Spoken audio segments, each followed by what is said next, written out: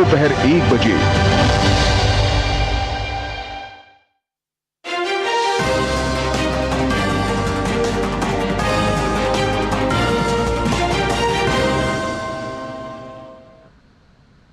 नमस्कार, स्वागत है आप सभी का डीडी न्यूज में। आपके साथ समाचार लेकर हाजिर हूं मैं संध्या शर्मा।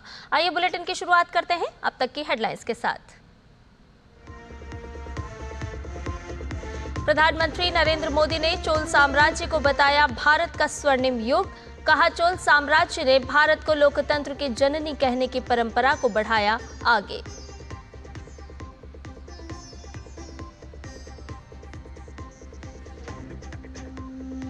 प्रधानमंत्री नरेंद्र मोदी ने मन की बात में 21वीं सदी को बताया भारत के लिए विज्ञान की सदी।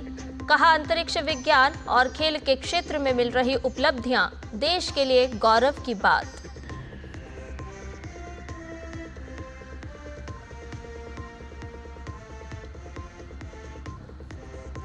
कल से लोकसभा और राज्यसभा में ऑपरेशन सिंदूर पर होगी चर्चा। सरकार ने विपक्ष के रवैये पर उठाए सवाल। कहा, हम हर विषय पर चर्चा के लिए तैयार, विपक्ष बेवजह कर रहा है हंगामा।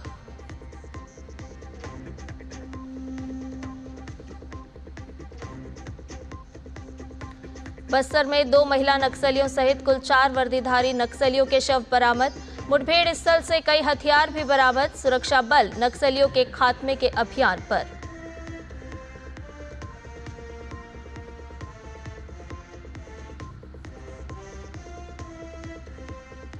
और हरिद्वार के मनसा देवी मंदिर में पैदल मार्ग पर मची भगदड़, 6 लोगों की मौत। राष्ट्रपति और प्रधानमंत्री ने जताया दुख। मुख्यमंत्री धामी ने की मुआवजे की घोषणा।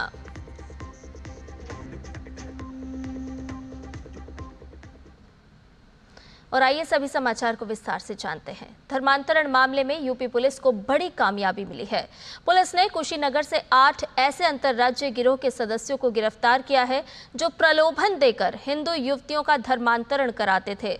पुलिस के मुताबिक कुशीनगर जनपद में शिकायत मिली कि एक संगठित गिरोह द्वारा एक लड़की को अमृतसर से कुशीनगर लाकर उसका धर्म परिवर्तन करवाया गया, फिर उसका अपहरण कर लिया गया। शिकायत मिलने के बाद पुलिस ने तत्काल कार्रवाई करते हुए कुल 8 अभियुक्तों को गिरफ्तार कर लिया है। इसमें एक ये संगठित गिरोह था जिसमें कि कई लोग शामिल थे। अभी इसमें 8 लोगों की गिरफ्तारी इसमें हुई है, जिसमें कि आशिक अंसारी, इम्तियाज, मोहम्मद साहब, तौफीक अंसारी, जिशान कुमार, मजहर और 2 महिलाएं कैशर जहां और फातिमा, इनकी भी गिरफ्तारी की गई है। जिन पे ये है कि इन्होंने ये जो लड़की है सुनील वर्मा जी की, इनकी बेटी को बहला फुसलाकर प्रलोभन देकर उसका धर्म परिवर्तन कराया, उसका नया नाम दे दिया और उसको जो है छुपा के रखे हुए थे। तो इसमें ये 8 लोगों की गिरफ्तारी की गई है। फर्दर इस पे हमारी टीम में काम कर रही है। जो भी तथ्य इसमें निकल कर आएंगे वो उस पर फर्दर कार्रवाई कराई जाएगी। प्रधानमंत्री नरेंद्र मोदी ने तमिलनाडु स्थित गंगईकोंडा चोलपुरम मंदिर में आदि तिरुथिरई महोत्सव में हिस्सा लिया। ये महोत्सव महान चोल सम्राट राजेंद्र चोल प्रथम के जन्मोत्सव के साथ साथ उनके सफल दक्षिण एशिया सैन्य अभियान के 1000 साल पूरे होने को भी समर्पित है। राजेंद्र चोल प्रथम भारतीय इतिहास के सबसे शक्तिशाली और दूरदर्शी शासकों में से एक थे। उनके नेतृत्व में चोल साम्राज्य ने उत्तर भारत और दक्षिण पूर्व एशिया में अपना प्रभाव बढ़ाया। इस महोत्सव से ऐतिहासिक गंगईकोंडा चोलपुरम मंदिर का निर्माण शुरू होने का स्मरण भी जुड़ा हुआ है। प्रधानमंत्री ने इस अवसर पर एक स्मारक सिक्का भी जारी किया। प्रधानमंत्री नरेंद्र मोदी ने मां कावेरी की धरती पर मां गंगा का उत्सव मनाए जाने पर खुशी व्यक्त की। उन्होंने कहा कि काशी का सांसद होने के नाते उनका मां गंगा के साथ एक आत्मिक जुड़ाव है। यह मंदिर आज भी विश्व का एक आर्किटेक्चरल वंडर है। ये भी चोला साम्राज्य की ही देन है कि मां कावेरी की इस धरती पर मां गंगा का उत्सव मनाया जा रहा है।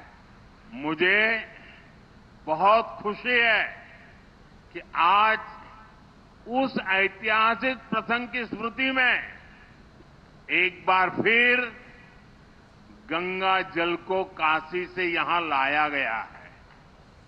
अभी यहां मैं जब पूजा पाठ करने के लिए गया था, विधि पूर्वक अनुष्ठान संपन्न किया गया है, गंगा जल से अभिषेक किया गया है और मैं तो काशी का जनप्रतिनिधि हूं और मेरा मां गंगा से एक आत्मीय जुड़ाव है।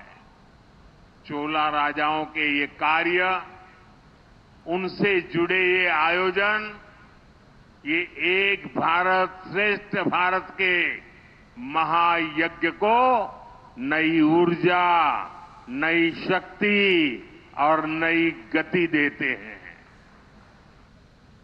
प्रधानमंत्री नरेंद्र मोदी ने आज आकाशवाणी पर मन की बात कार्यक्रम में देश दुनिया के लोगों के साथ अपने विचार साझा किए। इस मासिक रेडियो कार्यक्रम की 124वीं कड़ी में प्रधानमंत्री ने देश की सफलताओं का उल्लेख करते हुए अंतरिक्ष विज्ञान और खेल के क्षेत्र में मिल रही उपलब्धियों पर बात की।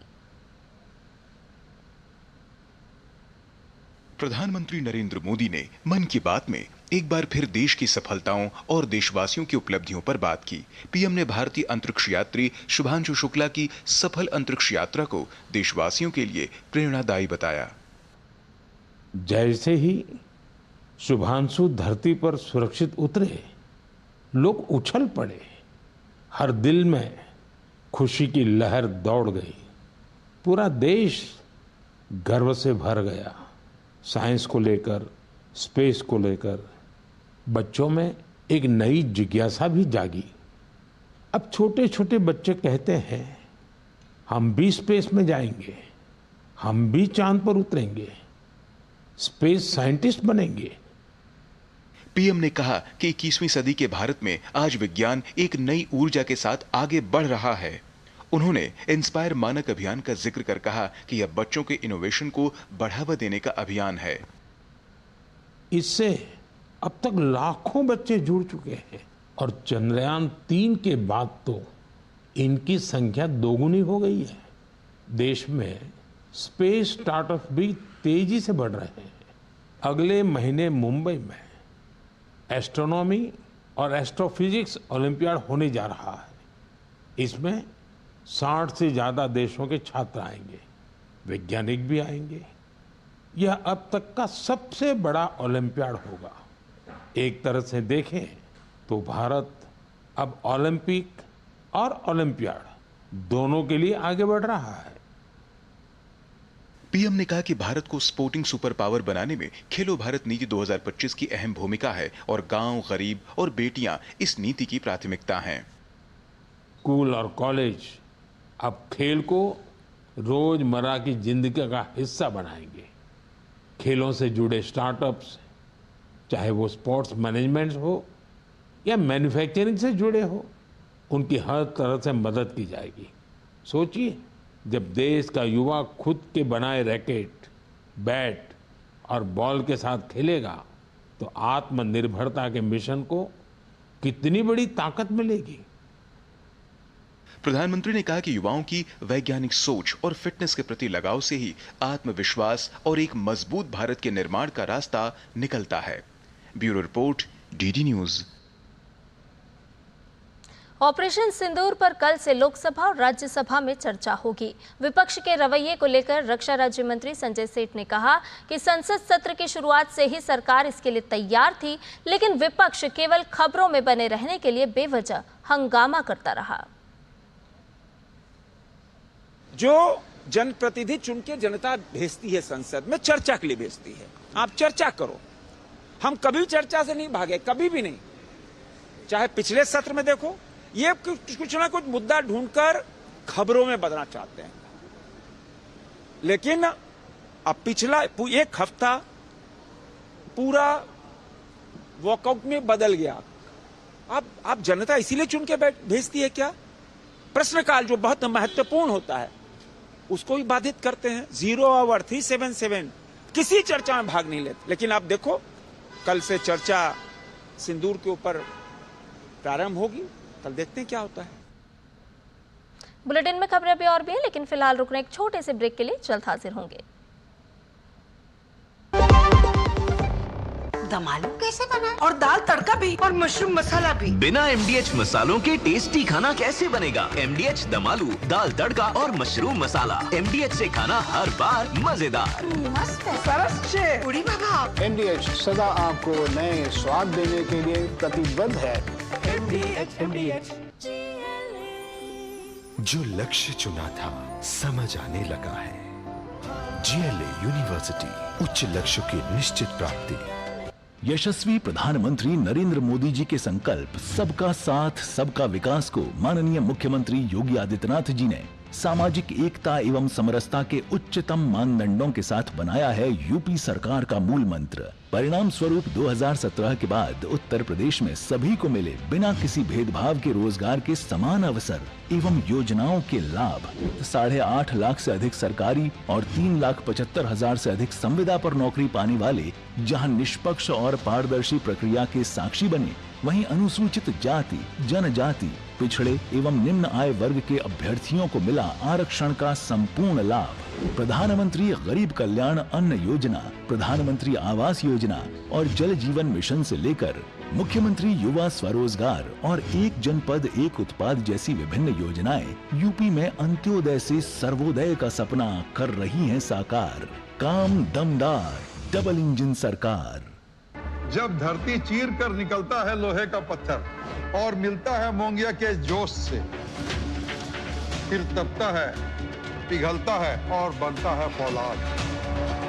अब होता है सरिया सारी खूबियों के साथ। मोंगिया स्टील, मजबूत देश का मजबूत सरिया। दादू, ये प्रीमियम क्या होता है? बेटा प्रीमियम मतलब समझ लो पेट्रोल। जब तक कार में पेट्रोल है तब तक कार चलेगी, पेट्रोल खत्म कार स्टॉप। पर पापा इस बार पेट्रोल खत्म होने पर भी कार चलती रहेगी। वो कैसे? LIC के जीवन लाभ में प्रीमियम पेमेंट हो जाए स्टॉप, पर पॉलिसी के फायदे चलते रहते हैं। मतलब अब लाइफ की गाड़ी चलेगी नॉन स्टॉप। LIC हर पल आपके साथ। ब्रेक के बाद समाचार में आपका एक बार फिर से स्वागत है। खबरों में बढ़ते हैं आगे। केरल में आयोजित शिक्षा संस्कृति उत्थान न्यास की राष्ट्रीय चिंतन बैठक में राष्ट्रीय स्वयंसेवक संघ के सरसंघ चालक डॉक्टर मोहन भागवत शामिल हुए। कार्यक्रम को संबोधित करते हुए डॉक्टर मोहन भागवत ने कहा कि विकसित भारत और विश्व गुरु भारत कभी भी युद्ध का कारण नहीं बनेगा। भारत ने कभी किसी देश पर आक्रमण नहीं किया। भारत ने सबको ज्ञान और संस्कार दिए हैं। भारतीय ज्ञान परंपरा का सत्य ही संपूर्ण विश्व का सत्य है। विकसित भारत, विश्व गुरु भारत कभी भी युद्ध का कारण नहीं बनेगा, कभी भी शोषण नहीं करेगा। हम गए हैं मेक्सिको से साइबेरिया तक, पैदल चल के गए, छोटी नौकाओं में बैठकर गए। किसी के प्रदेश को हमने आक्रमण करके बाधाक्रांत नहीं किया, किसी का राज्य छीन नहीं लिया। हमने सबको सभ्यता सिखाई, सबको संस्कार दिए। उस समय का प्रगत विज्ञान उस समय हमने दिया। हमारी ज्ञान दृष्टि भी इसी प्रकार की है। भारतीय ज्ञान की परंपरा आप देखते हैं, परंपरा का मूल कहां है?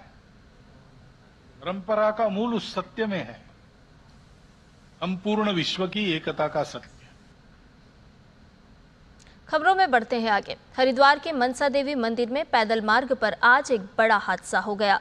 मंदिर के पैदल मार्ग पर भगदड़ मचने से अब तक 6 लोगों के मारे जाने की पुष्टि हो गई है, जबकि घायल हुए कई लोगों का स्थानीय अस्पताल में उपचार चल रहा है। 5 गंभीर रूप से घायलों को ऋषिकेश एम्स रेफर किया गया है।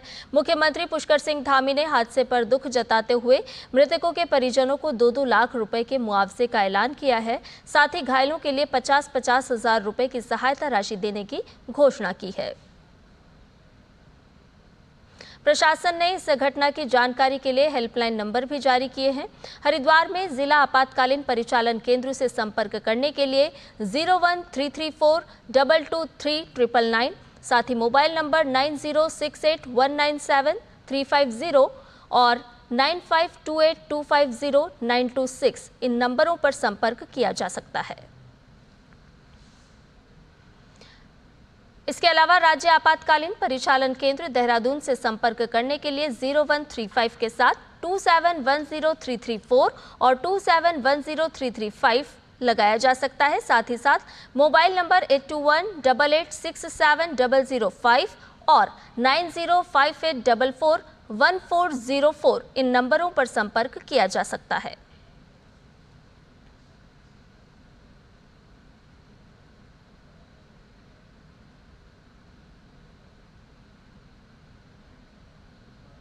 हरिद्वार के मनसा देवी मंदिर के पैदल मार्ग पर हुए बड़े हादसे के बाद उत्तराखंड के मुख्यमंत्री पुष्कर सिंह धामी घायलों से मिलने अस्पताल पहुंचे। उन्होंने परिजनों को हर संभव मदद का आश्वासन दिया। मुख्यमंत्री पुष्कर सिंह धामी ने हादसे की जांच के आदेश भी दिए हैं। प्रातःकाल 9 बजे के आसपास ऐसी अफवाह फैली कुछ कि यहाँ पर करंट जैसा कुछ फैल गया है, उसके कारण से भगदड़ हुई और उसमें ये दुर्घटना हुई है। बहुत दुखद दुर्घटना है और इसके हमने मजिस्ट्रियल जांच के आदेश कर दिए हैं और घायलों को सभी को कुछ यहाँ जिला अस्पताल में और अन्य अस्पतालों में और इसके साथ ही ऋषिकेश एम्स से रेफर कर दिया गया है। सभी घायलों को ठीक प्रकार से उनको इलाज मिले, ये हमारी प्राथमिकता है। सभी अधिकारीगण, सभी लोग रेस्क्यू के काम में लगे हुए हैं। सभी बचाव के काम पूरी तरह से यहाँ पर हो रहा है। हमारा प्रयास है कि जो घायल हैं जल्दी से जल्दी सभी स्वस्थ हों, उनको अच्छा उपचार मिले। इधर नीतीश कुमार की सरकार में बिहार में औद्योगिक क्रांति हो रही है। इसकी एक झलक आपको पटना के नजदीक बेटा के सिकंदरपुर में देखने को मिल रही है। सिकंदरपुर में बड़ी बड़ी कंपनियां अपने प्लांट लगा रही हैं। इन उद्योगों के राज्य में आने के बाद उत्पादन के साथ साथ बड़ी संख्या में लोगों को रोजगार भी मिल रहा है। तो पेश है कुमार आलोक की ये खास रिपोर्ट।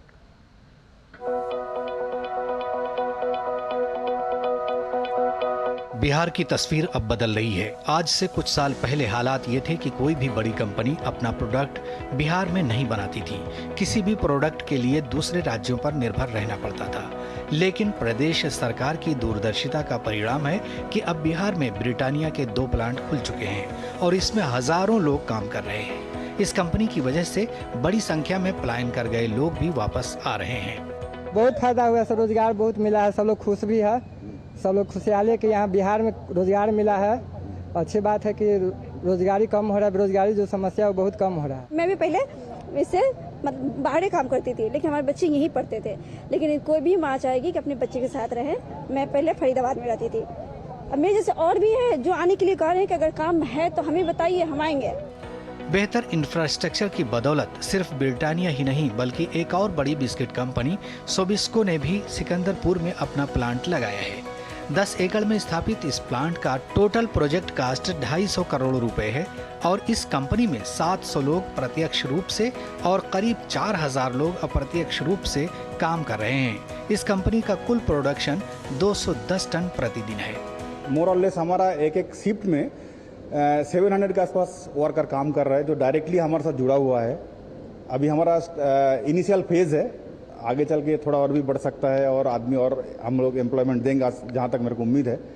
सेकेंडली इंडायरेक्टली हमारा पास ये भी मान के चलो जैसे हम लोग का सीबी बॉक्सेस वगैरह आता है, फ्लोर मिल से मैदा आ रहा है, वो भी इंडायरेक्टली मैन पावर अगर देखेंगे वहीं पे भी मोर और लेस 1000 के आसपास वहीं पे भी एम्प्लॉयमेंट जनरेट हुआ है। और मैं ये क्रेडिट टोटली बिहार गवर्नमेंट को देना चाहता हूँ। पहले क्या होता था, बिहार से लोग जाता था दूसरा स्टेट में काम करने के लिए, आज दूसरा स्टेट से बिहार में आ रहा है। मैं तो ये बोलता हूँ कि बिहार गवर्नमेंट का बहुत बड़ा एक अचीवमेंट है। सरकार के प्रयास का नतीजा है कि जिस बिहार से लोग दूसरे प्रदेशों में रोजी रोटी कमाने जाते थे, अब दूसरे प्रदेशों के लोग बिहार का रुख कर रहे हैं। ब्रिटानिया और सोबिस्को जैसी कंपनियों में देश के अलग अलग हिस्सों के लोग काम कर रहे हैं। अपना घर में काम और वहाँ काम तो बहुत है। हमको यहाँ काम करके बहुत अच्छा लग रहा है। जितना वहाँ मिलता था हमको इतना यहाँ मिल रहा है। बिहार एक उन्नति की ओर चल रहा है सर, उन्नति होगा और होगा। हाँ, अभी तो और बाकी है देखने के लिए। अभी और जगह खुल रहा है, यूनिवर्सिटी खुल रहा है, बहुत जगह इधर उधर में हम सुन रहे हैं कि खुल रहे हैं। तो और आदमी जितना आदमी बिहार का आदमी बाहर गए हुए हैं उनको जैसे मालूम चलेगा सब तो यहाँ आएगा। मैं सिक्किम से आया हूँ। क्यों आया?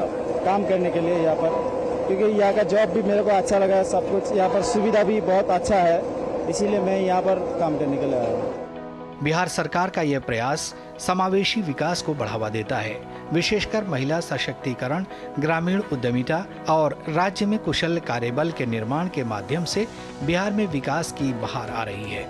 एक पलायन का जो धब्बा था बिहार पर, कि बिहार के लोग नौकरी की तलाश में बाहर जाते हैं, अपने परिवार से दूर रहते हैं, लेकिन इंडस्ट्री के आ जाने के बाद से आप देख सकते हैं कि भारी संख्या में लोग लौट के आए हैं अपने घरों में, क्योंकि उनके अपने ही घरों में उद्योग धंधा की स्थापना बिहार सरकार ने की है। कैमरामैन विनोद ओझा के साथ Kumar Alok, DD news, Bihta. Bulletin में खबरें अभी और भी हैं, लेकिन फिलहाल रुकने एक छोटे से ब्रेक के लिए जल्द हाजिर होंगे। आप बने रहिए हमारे साथ। जब जब भूख सताए MDH याद आए, सेहत और न्यूट्रिशन मिले, बॉडी क्या स्ट्रॉन्ग बने, थोड़ा खा के पेट भरे, डाइजेशन को ना दे धोखा, MDH सोयाबीन का चोखा। MDH सोयाबीन बढ़िया नगेट्स, सोया चूरा और सोया चाप। MDH सोयाबीन असली protein. MDH। Stock market champs पैसा डबल करे। और शर्मा जी ग्रुप ज्वाइन कर लिया? हाँ, पर आप लोग कौन? हम इस स्टॉक मार्केट फ्रॉड ग्रुप के मेंबर्स। और ये मास्टरमाइंड। बस अब आपको फंसाएंगे। और उसके लिए फेक स्क्रीनशॉट मैं बनाऊंगा। और मैं फर्जी बैंक स्टेटमेंट्स। और मैं फेक ऐप डाउनलोड करवाऊंगा जो बिल्कुल रियल लगेगी। शुरू शुरू में पैसा बनेगा और फिर लालची शर्मा और पैसा लगाएगा। उसके बाद शर्मा जी स्कैमर बता के नहीं आता, पर आपके लालच का फायदा उठा के सब ले जाता है। साइबर क्राइम से बचना है तो रुको, सोचो, फिर एक्शन लो। जो लक्ष्य चुना था समझ आने लगा है। GLA यूनिवर्सिटी, उच्च लक्ष्यों की निश्चित प्राप्ति। मेरी पसंद, मेरी पसंद, मेरी पसंद, मेरी पसंद, हमारी पसंद, हम सबकी पसंद। मजबूत देश का मजबूत सरिया मोंगिया स्टील। ब्रेक के बाद समाचार में आपका एक बार फिर से स्वागत है। केंद्रीय जांच ब्यूरो यानी कि CBI ने साइबर अपराध के खिलाफ चल रही कार्रवाई के तहत 3 आरोपियों को गिरफ्तार किया है। ये कार्रवाई CBI के आर्थिक अपराध शाखा मुंबई द्वारा विशेष जानकारी के आधार पर की गई। CBI ने एक म्यूल खाता धारक, अज्ञात साइबर धोखेबाजों, अज्ञात बैंक अधिकारियों और अन्य आरोपियों के खिलाफ मामला दर्ज किया है। आरोप है कि साइबर धोखाधड़ी के शिकार लोगों से एक ही दिन में 2 जुलाई 2025 को एक ही दिन में इस म्यूल खाते में 3.81 करोड़ रुपए की राशि प्राप्त हुई थी। उक्त खाते में जमा होने के बाद इस धनराशि को देश भर में खोले गए 100 से अधिक म्यूल खातों में ट्रांसफर कर दिया गया।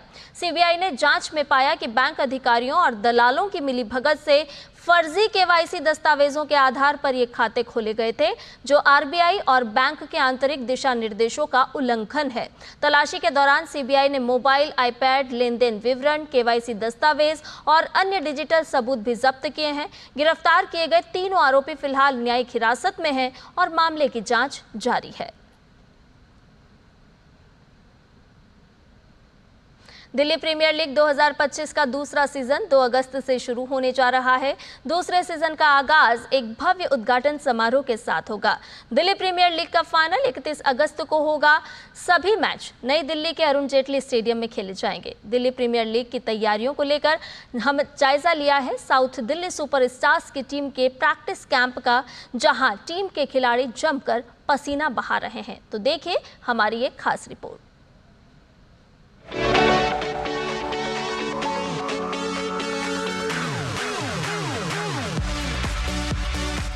दिल्ली प्रीमियर लीग के सीजन 2 की तैयारियां जोरों पर हैं। पुरुष और महिला cricket teams Delhi premier league season 2 में दमखम दिखाने को तैयार हैं। DPL सीजन 2 में हिस्सा ले रही साउथ दिल्ली सुपरस्टार्स की महिला और पुरुष टीम के खिलाड़ी इन दिनों अपने अभ्यास शिविर दिल्ली के मेजर ध्यानचंद स्टेडियम में जमकर पसीना बहा रहे हैं। यकीनी तौर पर टीम के खिलाड़ियों और कोच का कहना है कि दिल्ली प्रीमियर लीग सीजन 2 के लिए वे पूरी तरह से तैयार हैं और इस बार खिताब अपने नाम करेंगे। हमारी तैयारी यही चल रही है, बस हम प्रैक्टिस मैचेस खेल रहे हैं और हम काफ़ी ज़्यादा नेट्स कर रहे हैं, काफ़ी फील्डिंग कर रहे हैं और काफ़ी मैच सिमुलेशंस भी कर रहे हैं हमने। तो सब चीज़ें हम होप करें कि हमें हेल्प करेंगी कि हमें किस तरह से मैच में प्रिपेयर्ड उतरना है और हम आगे अच्छा करेंगे डेफिनेटली। तैयारियां हमारी बहुत अच्छी चल रही हैं, बहुत हम प्रैक्टिस लगातार कर रहे हैं, आपस में मैचेस खेल रहे हैं, हम बॉयज़ को मिक्स करके भी मैचेस खेल रहे हैं, कंपटीशन हाई करके, तो हमारी तैयारियां काफ़ी अच्छी चल रही हैं। टीम इंडिया के स्टार बल्लेबाज विराट कोहली के भतीजे Aryaveer Kohli south Delhi superstars team से दिल्ली प्रीमियर लीग सीजन 2 में खेलते नजर आएंगे। वहीं आईपीएल में लखनऊ सुपर जायंट्स से खेल चुके साउथ दिल्ली सुपरस्टार्स टीम के कप्तान आयुष पडोनी डीपीएल के सीजन में भी बेहतरीन प्रदर्शन करने को लेकर पूरी तरह से आश्वस्त हैं। काफ़ी अच्छी तैयारी चल रही है, मैं बहुत एक्साइटेड हूँ। हमारा पहला मैच है एंड हम यही कोशिश रहेगी कि हम ज़्यादा से ज़्यादा मैचेस जीतें। सारे प्लेयर्स को रोल दे रखा है कि जैसे उनके मैच में बैटिंग या बॉलिंग आएगी उस हिसाब से उनकी प्रैक्टिस चल रही है एंड सारे के सारे वेल प्रिपेयर्ड है। एक्साइटमेंट है काफ़ी, इस बार जीतने की कोशिश करेंगे, वैसे ज़्यादा कुछ सोच नहीं रहा मैं। पीपीएल सीज़न 2 में इस बार जो हमें टीम चाहिए थी ऑप्शन में हमने मिली है।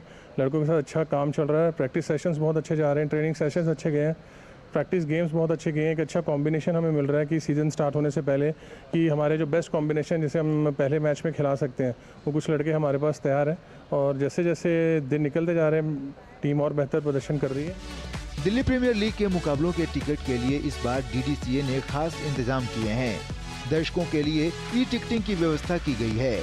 दर्शक ऑनलाइन डीपीएल के सभी मुकाबलों के टिकट ले सकते हैं।